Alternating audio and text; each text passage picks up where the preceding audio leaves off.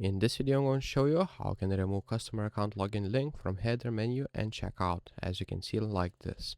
So what you'll need to do is go basically to your Shopify, then click on the settings, then you'll need to just go to the customer accounts and basically turn this off.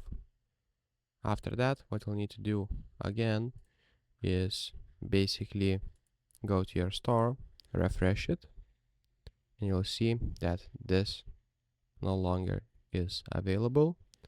And after that, what you'll need to do is basically check the cart if that option is no longer available too. And also when checking out, the customers will be able to make an account, and after that they can only log in through this link, account/login. So if this video was helpful, please make sure to subscribe to Guide to Everything, comment down below for the algorithm, and see you in the next one. Peace.